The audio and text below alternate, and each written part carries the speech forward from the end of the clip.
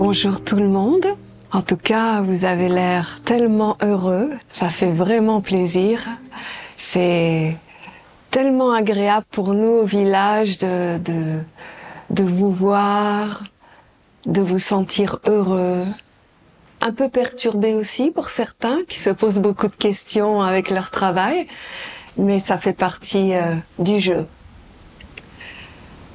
Alors, comme je vous disais, mardi dernier, j'aimerais vous apporter un point de vue, en tout cas, ou quelques explications sur l'initiation à la mer 1. Parce que je sais que certains vont rentrer sur le site dimanche. Donc, voilà.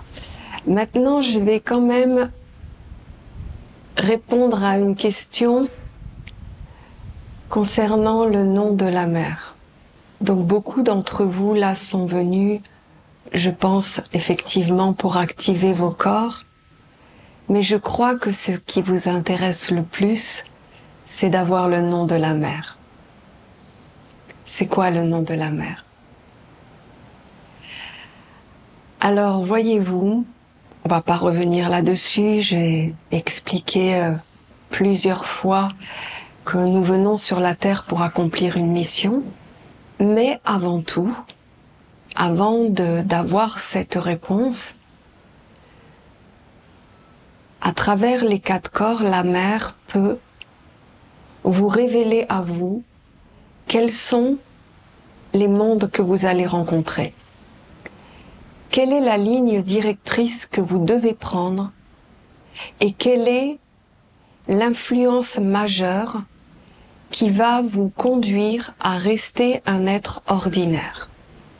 C'est-à-dire qui va vous pousser à rester dans un karma. Bon, là du coup, c'est vrai, c'est un fourre-tout. Je reconnais, là, pour pas rentrer dans le détail, mais voyez tout ce que vous avez reçu, tout ce qui est imparfait chez vous, tout ce qui est à travailler, tout ce qui vous a été aussi imposé, forme une orientation principale dans votre vie, qui fait que dans le nom de la mer, vous verrez, pour ceux qui l'auront, à un moment donné, il sera mis attention, un monde vous conduira à agir de telle manière.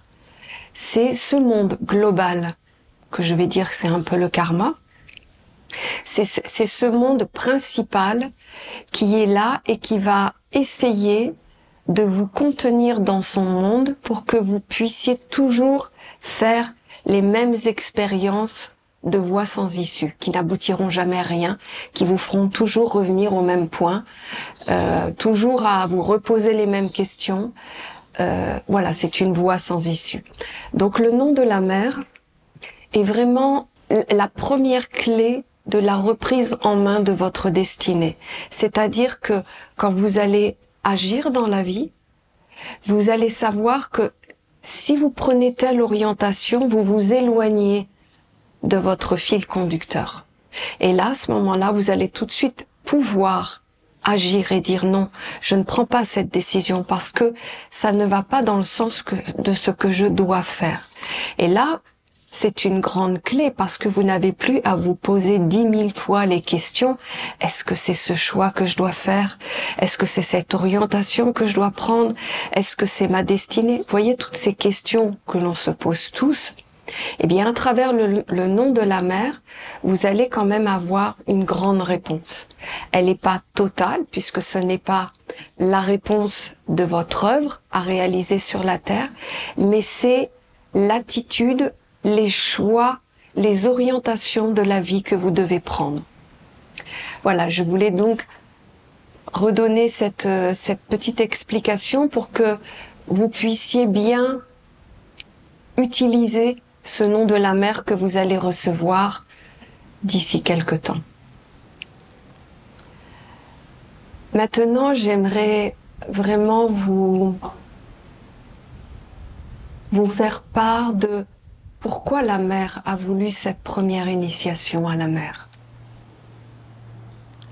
Quand elle nous a vus sur cette terre et qu'elle nous a vus des êtres intelligents, d'un grand savoir, déterminé, courageux, puisque c'est comme ça que nous sommes les Esséniens. Nous donnons notre vie à Dieu et on ne compte pas dans l'effort intérieur de tout ce qu'on peut faire pour donner victoire à ce monde. On le fait en fonction de ses possibilités. Mais quand la mère nous a vus arriver, elle a vu qu'il y avait vraiment des fondamentaux qu'on n'avait pas. Elle a vu qu'on comprenait la vie d'une manière générale, mais qu'on n'avait pas compris notre propre vie. Qu'on ne savait même pas comment on fonctionnait, qu'on ne connaissait pas nos faiblesses et nos forces. Qu'en fait, on n'était pas sur une base réelle. Et donc la mère a vu que pour pouvoir sceller cette alliance avec nous, les Esséniens, et également ouvrir ce chemin qui maintenant a pris de l'ampleur, a trouvé nécessaire de vous isoler du monde, d'abandonner pendant un certain temps, c'est-à-dire une semaine, votre action mentale, votre fonctionnement sentimental et vos projets intérieurs en permanence qui étaient là, qui vous animaient chaque jour, mais qui finalement n'avaient peut-être pas les vraies clés pour aboutir. Donc, elle a dit, je veux les rencontrer, comme je l'ai déjà dit, de la façon la plus simple et de façon à ce qu'ils soient le plus dépouillés possible. Parce que, étant dépouillés, n'ayant pas de choses extérieures sur lesquelles ils peuvent se concentrer, où ils peuvent alimenter leur mental, où ils peuvent avoir des relations avec les autres, où c'est des gestions de monde, si je les extrais de ça, alors ils seront face à eux-mêmes. Et donc cette initiation à la mère est la première rencontre face à soi-même. Elle va te permettre d'aller, pour la première fois de ta vie réellement, aller regarder tes corps, comment ils fonctionnent, qui ils sont. Et comme je vous l'ai dit mardi, vous voyez le corps de terre, par exemple, est un bouclier, est un protecteur. C'est celui qui fait la gestion entre votre vie intérieure et tout ce qui se passe à l'extérieur, que ce soit de l'eau, de l'air, tout ce qui est subtil. Et voyez-vous, l'homme se construit par les échanges qu'il a entre son intérieur et l'extérieur.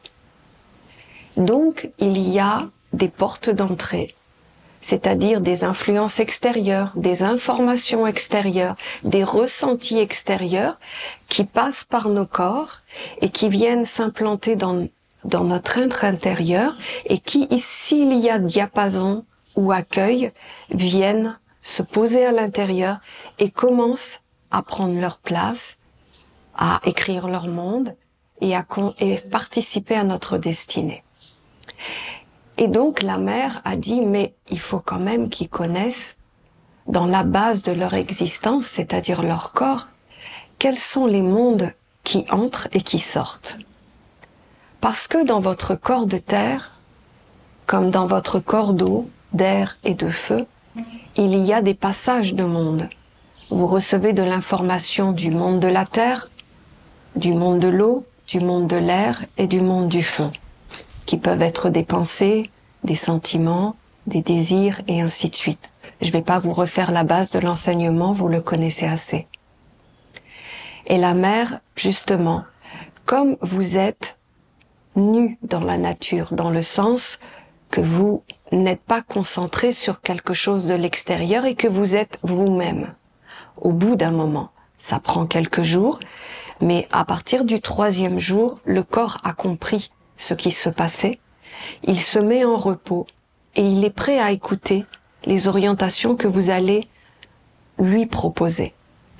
Avant, faut poser les choses, faut se détendre, faut arrêter les pensées incessantes, faut arrêter les projets de la vie, faut arrêter les troubles émotionnels.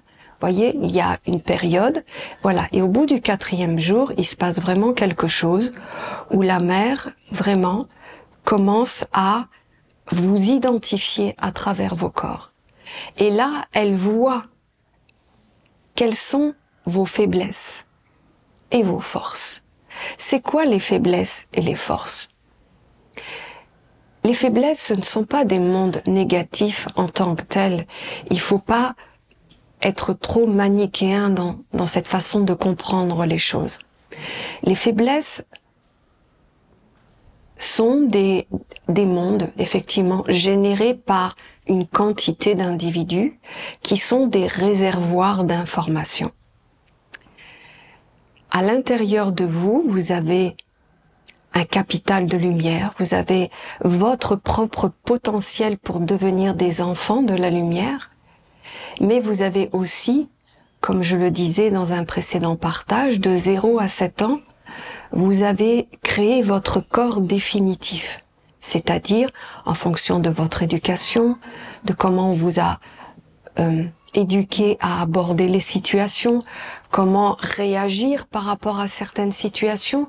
Et l'enfant, lui, il s'est construit ses organes de perception en fonction par imitation de ce qu'il voyait à l'extérieur. Donc, au bout de 7 ans, voilà, nous sommes construits. Pas totalement, mais nous avons construit tout ce qui était nécessaire pour évoluer dans la vie. Donc, effectivement, on va constater que les modèles extérieurs que nous avions, on ne peut pas dire que c'était la perfection. Voilà, c'est comme ça, c'est un fait. Ça ne veut pas dire que c'est définitif, mais si on ne fait pas le travail de retourner sur ces bases pour changer les mécanismes, bien sûr, on va rester comme ça toute notre vie. Donc la mère voit en réalité la réalité de vos corps, de votre destinée, de votre vie, de votre être, de votre particularité. Et c'est là qu'elle va s'approcher de vous. Et à ce moment-là, pour elle, vous devenez son enfant. Parce que elle voit que vous êtes dans le processus de vous éduquer, de vous permettre de vous créer une nouvelle destinée. C'est-à-dire que vous reprenez les choses en main. Pas tout à fait réellement, mais vous avez la connaissance, vous avez la certitude, vous avez l'orientation de ce que maintenant vous pouvez prendre comme décision de ne plus laisser entrer les faiblesses à l'intérieur de vous et au contraire d'augmenter vos qualités pour les remplacer par les faiblesses. Voilà, donc ce travail, on peut dire que c'est la naissance dans le grand placenta de la maman. À ce moment-là, vous êtes pour elle de son règne, c'est-à-dire que elle, comme je vous l'ai expliqué déjà, la mère n'est pas qu'un principe féminin. La mère est le principe de la création des corps. Bien sûr, comme je le disais, nous, les femmes, on peut s'identifier parce que elle est porteuse d'éléments qui sont innés à l'intérieur de nous, comme la douceur, l'amour, l'empathie, le prendre soin, la guérison. Voyez tout ce que les femmes portent en elles, qui malheureusement n'ont peut-être pas eu les moyens par leur vie de mettre en avant ces qualités. Mais nous sommes constitués comme ça. Nous portons fondamentalement tout cela.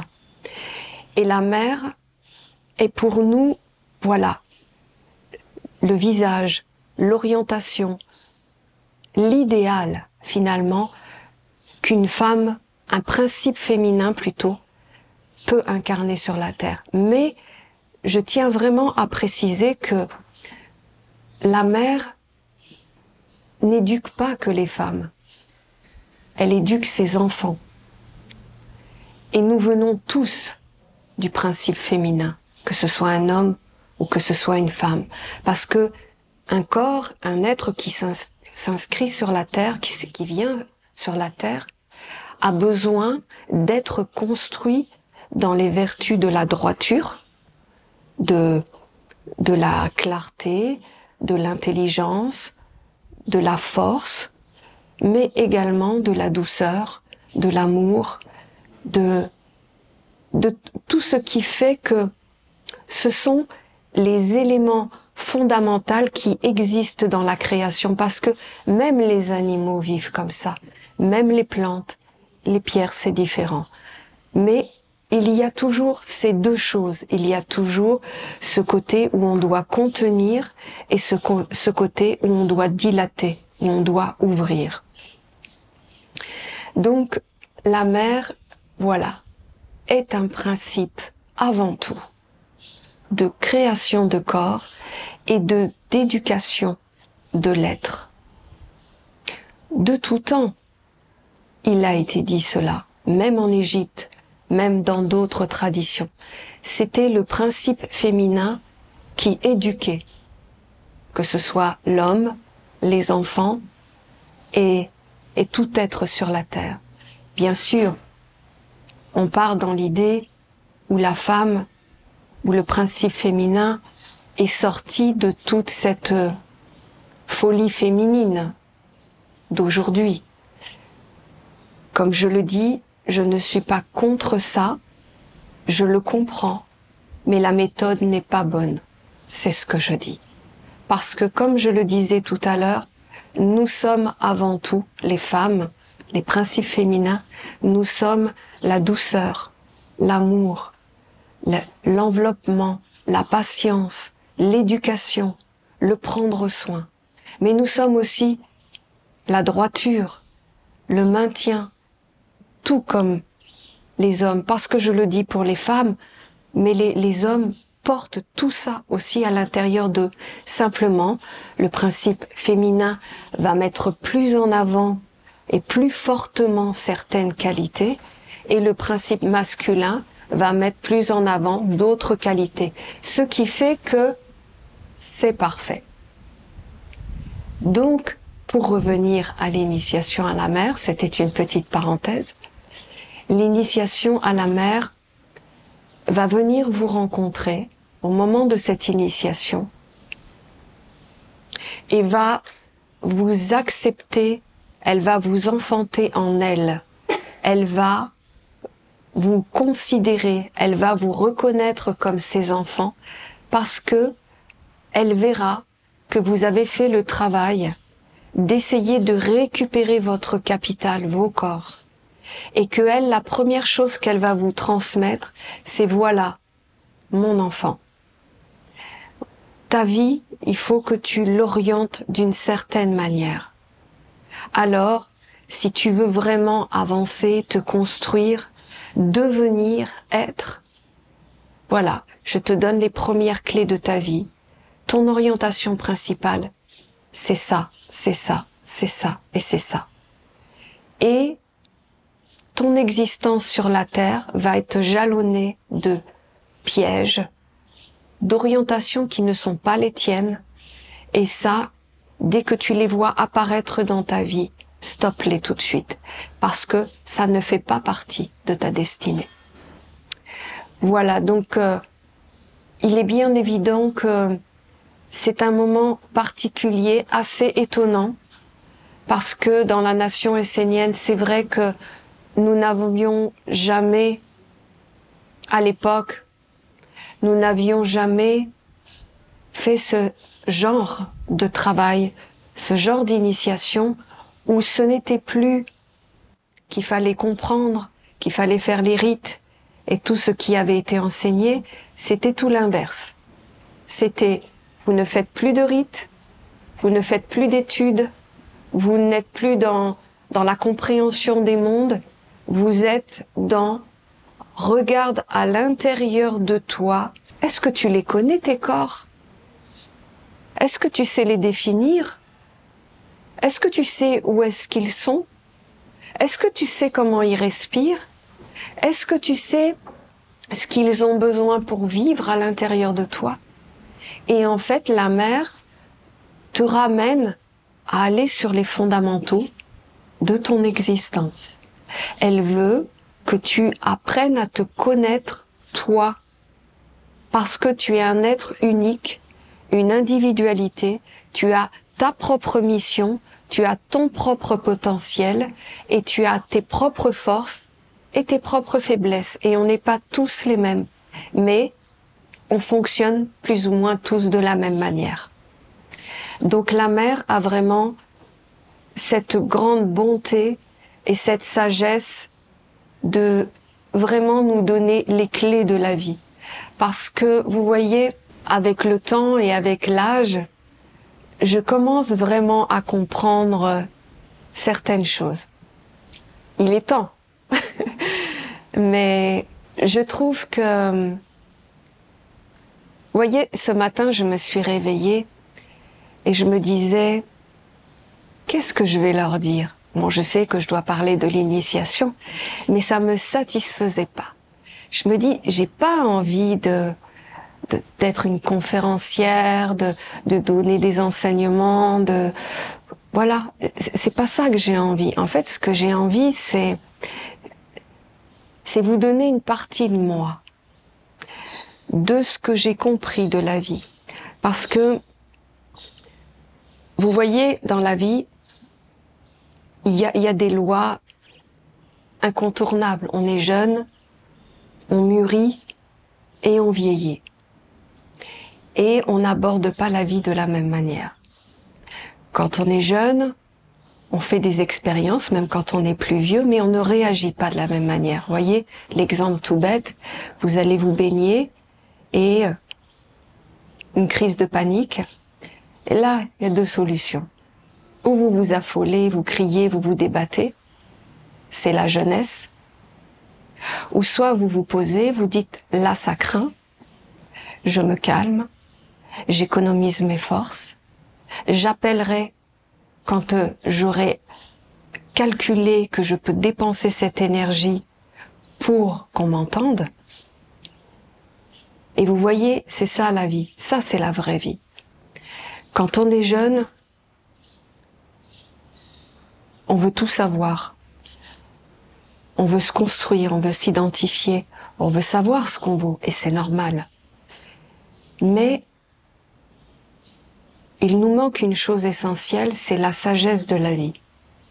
La sagesse de la vie, elle naît effectivement par l'expérience, mais elle naît aussi par les vraies clés que tu as reçues et par les véritables enseignants de la vie. Pour moi, aujourd'hui, les véritables enseignants de la vie, c'est la nature. Ce n'est pas un maître, ce n'est pas un Jésus, ce n'est pas Enoch. Même si, pour moi, c'était des êtres extraordinaires qui sont venus apporter un message et que grâce à eux, on a gardé la mémoire de la tradition. Mais vous voyez, on peut suivre un maître toute sa vie et rester le même. Bien sûr, on va comprendre plein de choses, mais à l'intérieur, qu'est-ce qu'on en a fait? Et c'est ça, ce matin, quand je me préparais, je disais, il faut que je leur dise qu'il faut qu'ils reconstituent le puzzle de leur vie. Remettre les choses à leur place. On a été éduqués, habitués et même programmés à penser que savoir les choses, les comprendre et se l'approprier comme ça suffisait à la construction de l'être. Mais j'ai vécu à côté de quelqu'un pendant 37 ans qui était une personne importante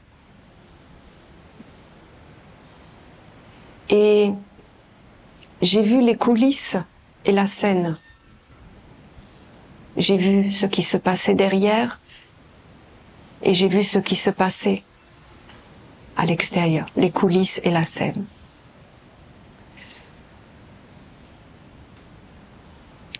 Et ce que j'en ressors aujourd'hui, c'est que je m'aperçois que c'est pas ce qu'on croit. C'est important d'avoir des modèles devant nous pour essayer de voir l'être qu'on peut devenir. Mais ça ne suffit pas d'écouter. Ça ne suffit pas que de se mettre en mouvement. Parce que voyez-vous, si vous ne savez pas où fixer tout ça à l'intérieur, comme une vraie digestion, c'est quelque chose que vous allez garder pour une petite période. Et vous allez avoir besoin de réalimenter tout le temps, tout le temps, tout le temps, tout le temps, pour maintenir votre capital spirituel. Tandis que la petite chose, toute simple, que vous allez prendre et que vous allez faire vraiment le travail intérieur de vous l'intégrer, de l'incorporer, de l'intégrer à votre vie pour que ça devienne un inconscient dans votre vie, à ce moment-là, vous êtes sur le vrai chemin parce que vous vous construisez, vous grandissez, vous profitez de tout ce qui est exceptionnel devant vous pour en prendre une petite miette et dire ça, je vais me l'incorporer. Parce que ces êtres exceptionnels qui sont devant vous, ce sont des êtres exceptionnels en tant qu'humains pour avoir réussi à faire ce travail, à avoir consacré leur vie, mais fondamentalement leur mission, ce n'est pas de vous en mettre plein la vue ou de vous expliquer l'histoire du monde pour que vous restiez dans le sommeil. Ces êtres qui viennent sur la terre, c'est des nouvelles impulsions de vie, c'est des nouvelles façons de voir la vie pour que vous les appropriez dans votre vie. C'est pour ça que bien souvent on me dit Blavatsky, Elisabeth Eich et tous ces gens qui ont amené des choses. C'était bien à leur époque, mais ce n'est plus adapté à notre époque.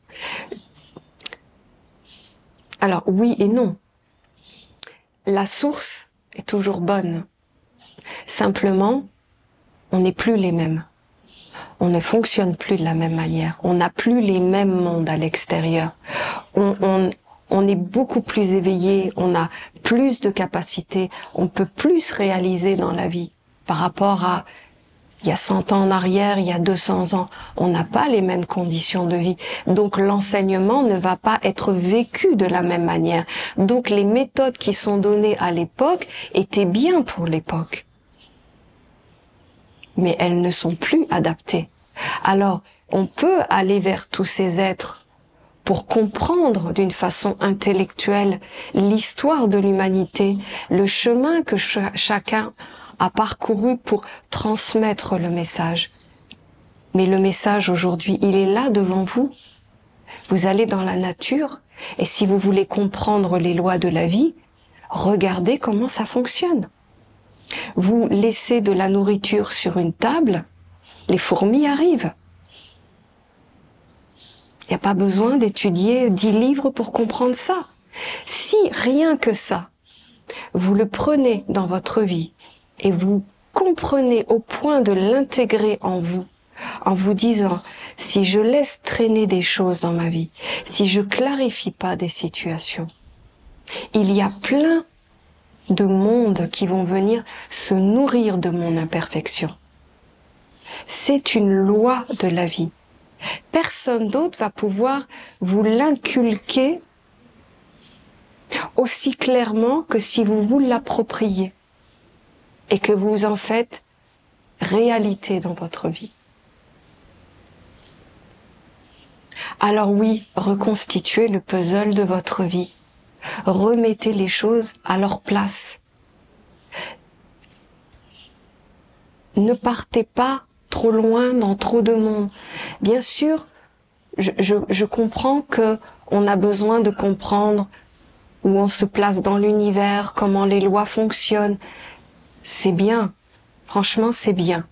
C'est ça nous rend pas idiots et on comprend aussi certains mécanismes de la vie.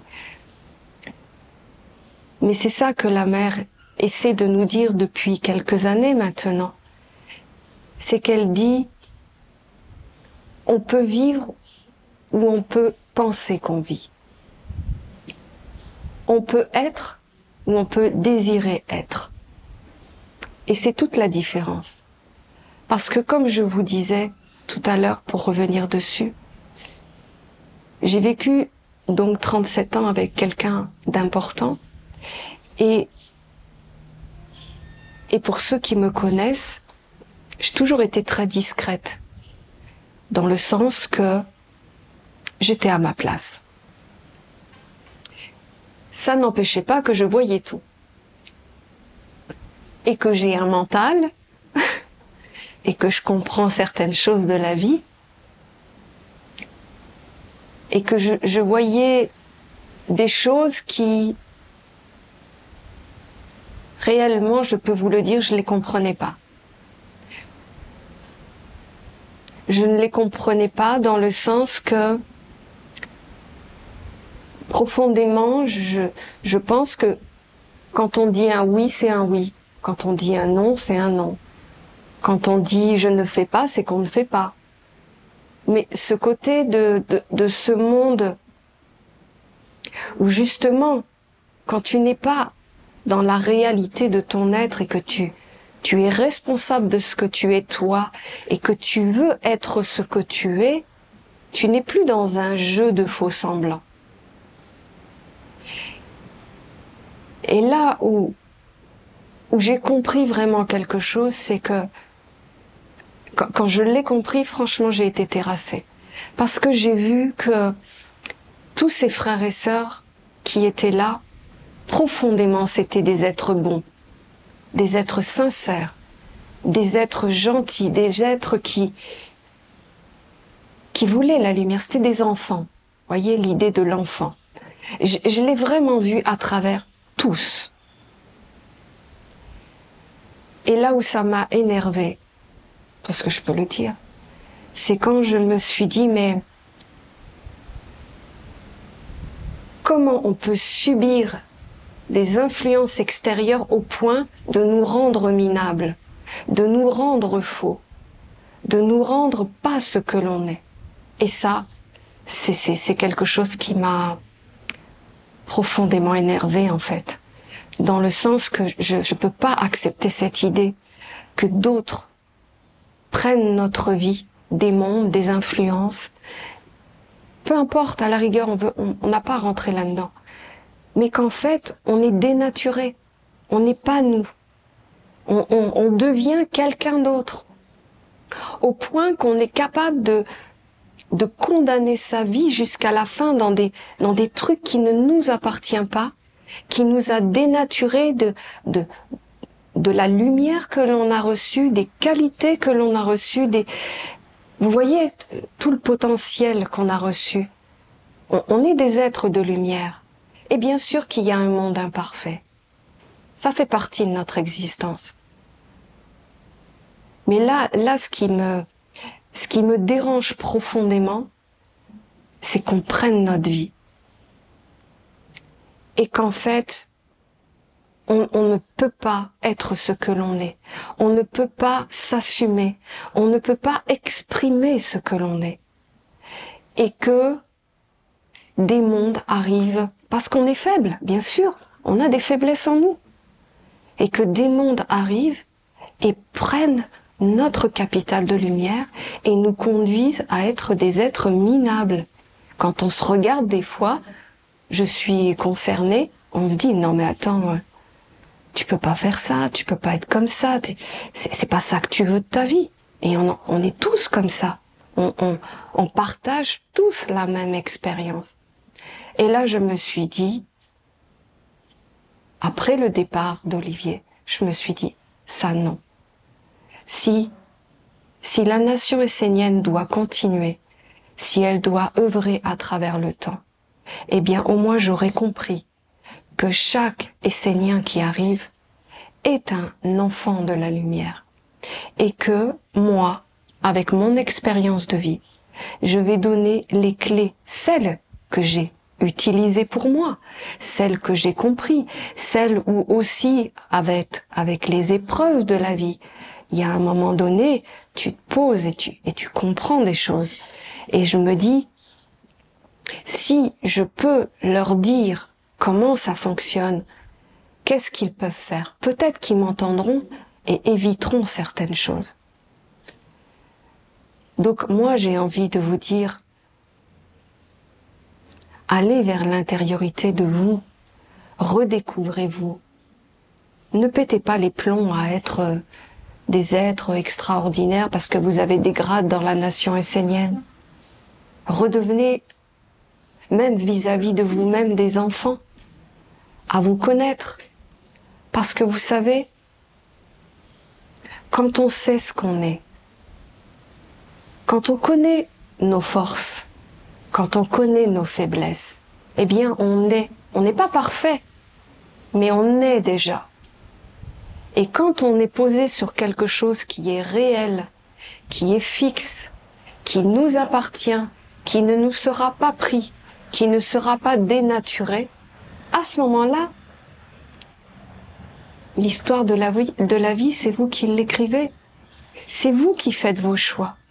C'est vous qui disent et qui affirmez devant tous les mondes que vous êtes des enfants de la lumière.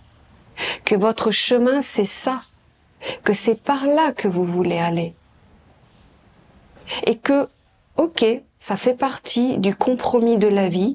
Il y a des mondes qui cherchent des terres pour s'ancrer et exister. Et bien que vous disiez non. Parce que, en réalité, c'est comme apprendre une langue. Vous apprenez 3 mots tous les jours nouveaux. Au bout de quelques mois, vous parlez la langue. Vous voyez l'imperfection à l'intérieur de vous qui vous casse les pieds, qui vous donne l'image que vous ne voulez pas de vous, que vous n'êtes pas ça. Eh bien, chaque jour, vous vous arrêtez et vous dites non. Et à la place, vous mettez votre potentiel, vos qualités intérieures qui vont vous être révélées au moment de l'initiation à la mer. Ce chemin, il n'est pas si compliqué. Et arrêtez de dramatiser de toutes vos imperfections. Prenez-les une par une. Parce que la vie, elle n'est pas compliquée. Si tu fais quelque chose et que tu l'amènes au bout, c'est réglé. Si tu t'engages à faire plusieurs choses, il y a de grandes chances que tu n'ailles pas jusqu'au bout. Parce qu'en fait, quand il y en a certaines qui vont prendre plus d'énergie, plus de temps, et au final, tu n'aboutiras pas. Donc, soyez sages. Prenez une chose, et là, elle fait partie de votre vie, c'est votre pôle central, et vous dites non. Et intérieurement, vous visualisez la perfection de ce que vous voulez à la place. Vous voyez? Quand vous vous trouvez en situation que ça arrive, vous le contrôlez pas parce que toutes ces choses-là, au final, c'est rentré dans l'inconscient de votre être. Donc, quelque part, on peut même dire que des fois, vous vous rendez compte des choses que quand vous êtes en train de les faire. Et qu'en fin de compte, il y a tout un mécanisme à l'intérieur qui, sans vous demander votre avis, s'est mis en mouvement et a agi à votre place. Et après, vous dites, mince, j'aurais peut-être pas dû faire ça. Ou j'aurais peut-être pas dû le faire comme ça. Et ainsi de suite. Donc, bien sûr qu'au début, c'est ce qui va se passer. Mais vous voyez, comme l'enseignement de Gabriel le dit, reprenez votre imperfection de la journée. Vous avez été emporté par votre inconscient et vous avez agi avec votre imperfection. Revoyez la scène. Le soir, avant de vous coucher, vous revoyez la scène. Vous remettez la scène parfaite dessus, celle dont vous voudriez être par rapport à la situation que vous avez vécue dans la journée. Et inscrivez dans votre inconscient, puisque c'est ce qui se passe la nuit, inscrivez dans votre inconscience ce que vous êtes. Parce que vous voyez, quand on génère, quand on a une pensée dans notre vie. Notre intellect l'enregistre comme un fait réel, c'est-à-dire c'est. Il n'y a pas de rechercher à comprendre. Le mental de l'homme, il est fait que l'information que tu donnes est acquise. Ça met 21 jours pour que ça s'incarne dans le corps. Vous voyez? Si vous vous substituez à votre mental et que la scène de la journée, vous la prenez, que vous la revoyez, vous sentez la sensation intérieure dans laquelle vous étiez pas bien, dans le regret, en se disant « ouais, j'ai encore été minable aujourd'hui », eh bien, reprenez la scène et mettez une intention de « c'est ça que je voulais faire ». Mettez l'image, donnez la réponse et changez la situation. Faites-le plusieurs fois et vous allez voir qu'en réalité, après, quand vous allez être dans une situation similaire, eh bien, avant de dire le mot, il y a quelque chose qui va arriver qui va vous dire « non, non ». Tu vas avoir encore l'envie, tu vas être encore dans l'impulsion, mais tu vas te dire « non ». Et là, tu vas t'arrêter. Peu importe ce que tu vas faire, mais tu ne vas pas acter jusqu'au bout. Et plus vous allez le faire, plus vous allez après sentir le truc qui monte, qui arrive, la sensation qui arrive. Vous êtes en colère, par exemple, vous allez sentir la colère qui arrive, ou le mal-être, ou peu importe. Et là, vous voyez, le processus va se faire au fur et à mesure. Et ça prend que 21 jours pour changer une chose. 21 jours. C'est rien. C'est énorme. Mais c'est rien si on le fait réellement. Si vous prenez un sujet, un thème, une imperfection, quelque chose que vous n'avez plus envie, il y en a des plus costauds que d'autres, c'est sûr. Commencez par des choses, voilà, où vous allez pouvoir voir le résultat vous-même, des choses qui sont beaucoup moins grandes, parce qu'il y a des choses qui sont vraiment, qui font partie de nous, qui sont vraiment implantées, et pour partir, c'est un peu plus que ça. Ça, c'est la médecine douce, ok? Ce que je vous propose, c'est une médecine douce. Il y a des médecines plus efficaces et radicales, mais c'est un autre travail. Ça s'appelle une discipline. Voilà, en fait, ce que j'ai envie de partager avec vous, c'est vraiment d'abord un partage. J'ai vraiment envie de vous faire comprendre que voilà, vous êtes important et vous êtes des enfants de la lumière. Peu importe comment vous avez vécu jusqu'à aujourd'hui, ça n'a aucun intérêt. L'intérêt, c'est ce que vous voulez faire aujourd'hui. L'intérêt, c'est est-ce que vous voulez prendre la décision, faire le choix de prendre ce qui vous appartient comme outils de lumière qui vous ont été transmis depuis votre naissance pour en faire quelque chose qui correspond à ce que vous voulez dans votre vie. Et aussi posez-vous la question réellement, parce que je ne suis pas certaine que vous vous l'êtes vraiment posée. Qu'est-ce que vous voulez de votre vie réellement? Pas je veux être un enfant de la lumière, je veux servir les mondes supérieurs. C'est une évidence.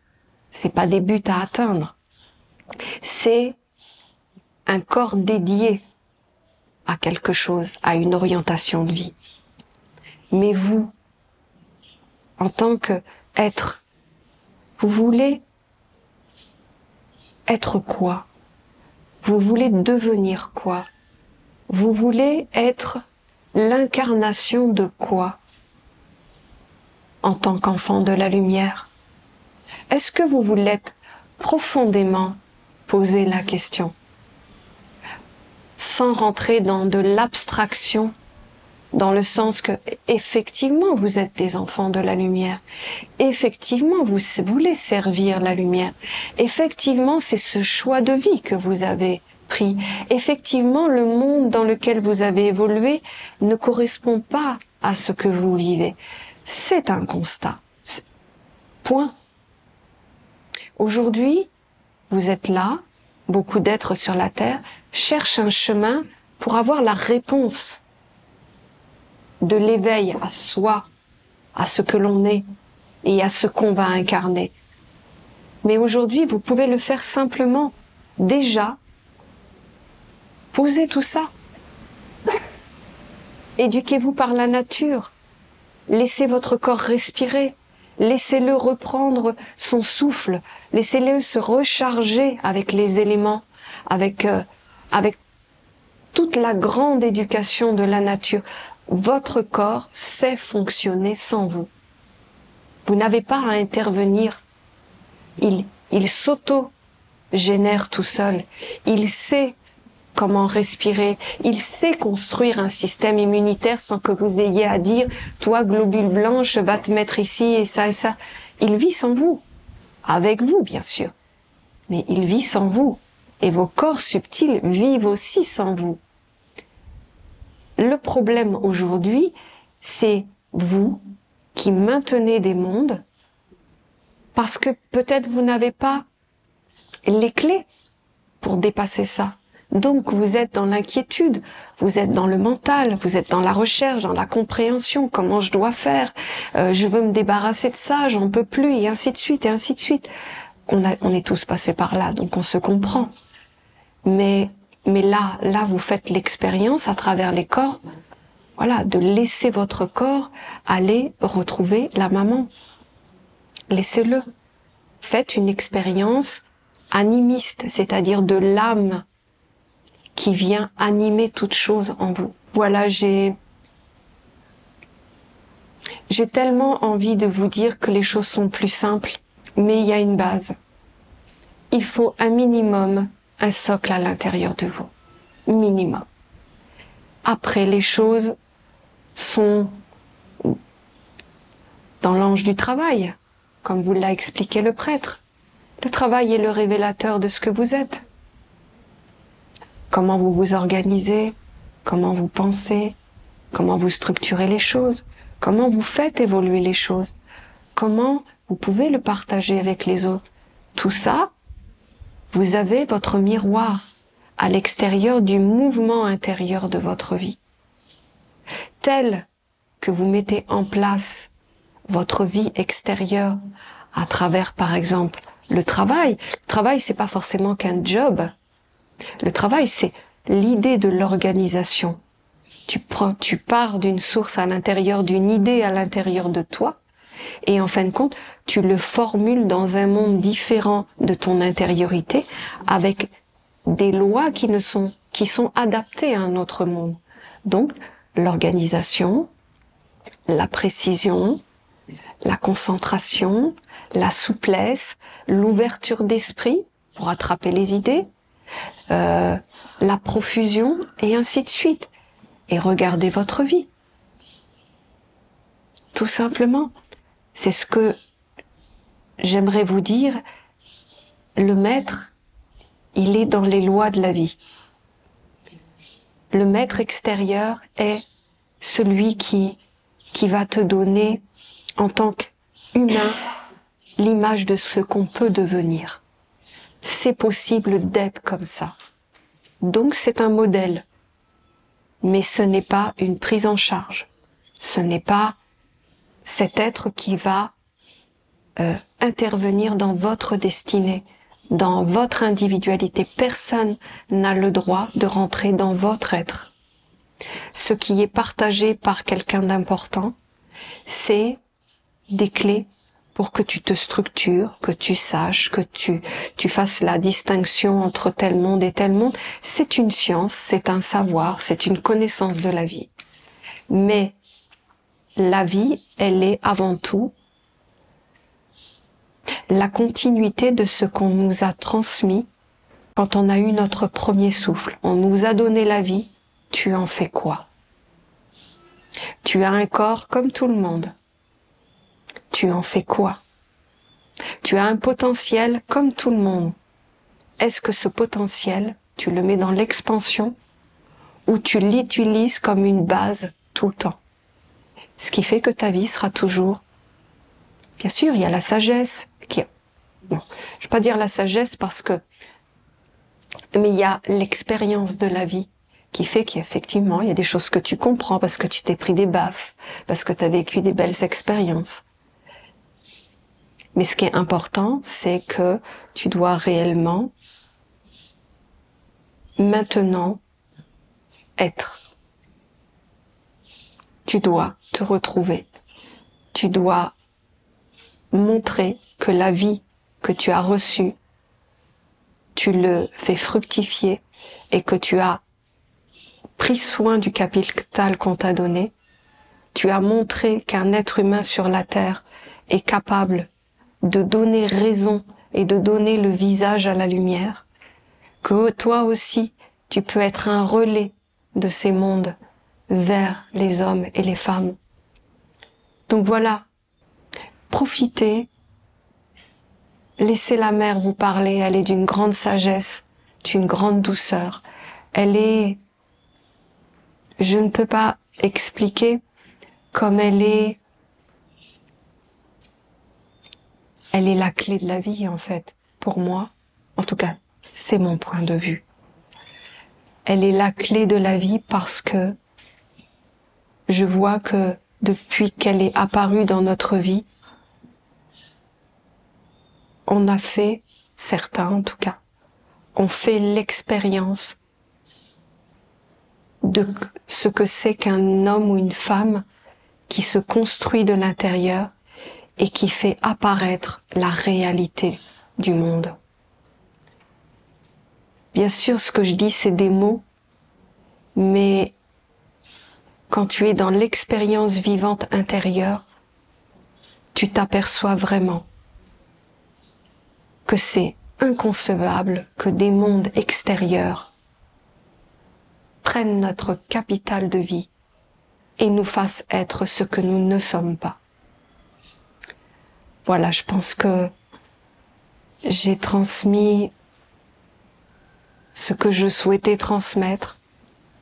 J'ai tellement envie que ça s'allume à l'intérieur de vous et que vous deveniez des conquérants de la vie. J'ai tellement envie que vous soyez libres de ça. J'ai tellement envie que vous ne soyez plus dans, je vais pas dire les pièges de la vie, c'est trop facile de dire ça, mais dilués dans des choses qui ne vous concernent pas, qui ne sont pas intéressants. C'est bien de comprendre, c'est bien de voir, mais on n'est pas obligé de manger les choses. Ce qui est important, c'est que si vous êtes, alors tout est possible. Donc, vraiment, écoutez la sagesse de la mère, construisez-vous, comprenez ce que vous êtes, découvrez votre corps physique, subtil et supérieur. Parce que c'est quand on sait où placer les choses à l'intérieur de nous que ça s'installe et que ça reste définitif. Si c'est juste quelque chose qui passe comme ça, ça passe. Il vous en faudra une autre. Et ainsi de suite. Le but, c'est pas qu'on nous a offert toute cette merveille, toute cette richesse pour qu'on n'en fasse rien. C'est qu'on nous a montré tout ça parce que nous sommes tous différents et qu'il y en a un, il va aller vers un arbre, l'autre va aller vers une fleur, l'autre va aller vers la rivière. Il y a tout à notre disposition, à condition que ça devienne une expérience vécue à l'intérieur et que ça vous permette de vous construire et que vous puissiez apparaître, parce que quand on est apparu, on devient des conquérants de la vie. Il n'y a plus rien qui nous arrête. On a compris les fondements essentiels. On a compris que notre but doit être ce qu'on veut devenir. On a compris aussi que tout ça, tout ce monde qui est à l'extérieur est une vitrine de faux semblants, dans le sens que ça n'aboutit à rien, ça n'amène à rien, juste au plaisir de la vie. Manger au restaurant, aller au cinéma, voilà, c'est agréable. Mais ça n'est pas ce qu'il faut atteindre comme objectif de la vie. Mais ça, vous le savez. Voilà. En tout cas, ça me fait bien plaisir de tous vous voir. Ça me fait encore plus plaisir de savoir que vous allez vivre des choses avec la mer. Ça me fait encore plus plaisir de savoir que vous allez vraiment aller vers l'intériorité de vous-même et que vous allez vraiment vous détendre avec la vie et aller à l'essentiel. Soyez vous dans le respect des lois et des mondes, mais soyez vous. Parce que tant que vous ne pouvez pas vous nommer, tant que vous ne pouvez pas vous identifier, tant que vous ne savez pas ce que vous voulez être, il va être difficile de vous construire puisque vous n'aurez pas de but. Par contre, si en fonction de ce que vous êtes, que vous voyez votre réalité, et de ça vous allez pouvoir vous dire, voilà, maintenant je vais être ça, c'est ça ma destinée.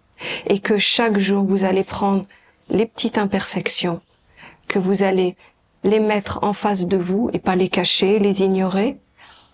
Il n'y a pas de problème sur l'imperfection.